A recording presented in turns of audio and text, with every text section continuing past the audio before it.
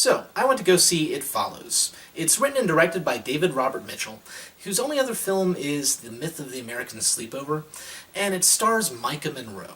So this film has an interesting premise. We have our main character, Jay. She's a normal teenage girl who has an older boyfriend. His name is Hugh, right? So he's trying to get into her pants, and she's sort of putting it off until one day she caves. And then he knocks her out, ties her to a chair, and explains the rules to her. There's this monster, unnamed, and if you're its target, it moves slowly, relentlessly towards you. Never stops, never sleeps. There's nothing you can do to keep it at bay, except for move away. If it gets to you, you die. The only way to survive is to pass the target to someone else. The only way to pass the target to someone else is to sleep with them. If the person you pass the target to dies, you're the target again. It's kind of unfortunate and convoluted, and it makes for a really cool, creepy movie. Now, I'll admit I might be slightly biased, and this movie isn't as creepy and disturbing as I was expecting given what I'd heard about it, but it's still plenty creepy, and it's the sort of horror movie that I would love to see more of. It's not about gore or jump scares or anything like that, and it's all about building an atmosphere and getting this sense of tension and dread and building it throughout the movie. And that's really heightened by the actors' performances. They have this really nice, subdued, realistic performance in the film, and above all, actually, it's the cinematography and the direction. It is just shot in a way that adds to everything.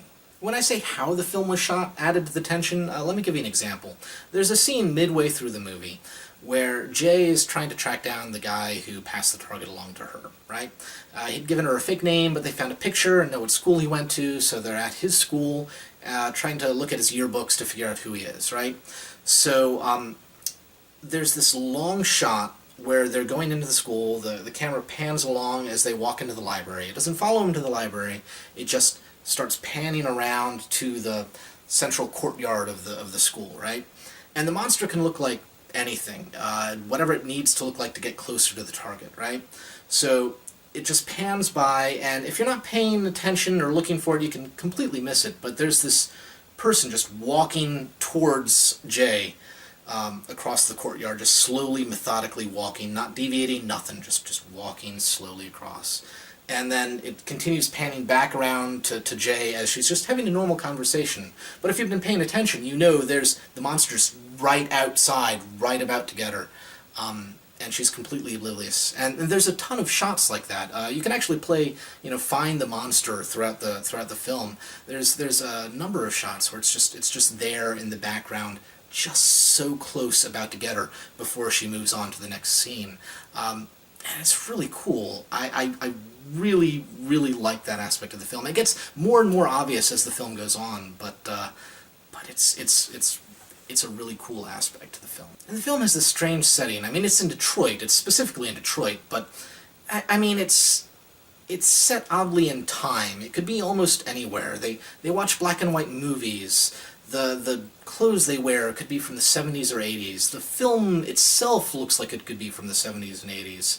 They have cell phones and corded phones and cathode ray TVs and modern cars, and someone has an e-reader, and it's just this strange, dreamlike setting that makes everything all the more unusual and off-putting. Although I will say the primary influence is the 70s and 80s, and I can't imagine that's not on purpose. I mean, the entire film is an homage to the horror films of that era. I mean, the premise, the kids who have sex are the ones who die, right? On top of that, there's specific references, apparently, I'm not enough of a fan to catch them, but specific references to Nightmare on Elm Street, Friday the 13th, all sorts of things. The movie starts off with a long shot of a girl running out of the house in her nightclothes, screaming in high heels, running away from the monster. It's a very old-school horror feel to the whole film, and I loved it. Although, as much as I loved it, I will say it's not for everyone. The primary focus of this movie is atmosphere and dialogue and character, and it's very slowly paced. So if you're one of the horror fans who likes the jump scares and likes the gore and likes the action and likes all that, you're not going to get really any of that from this movie.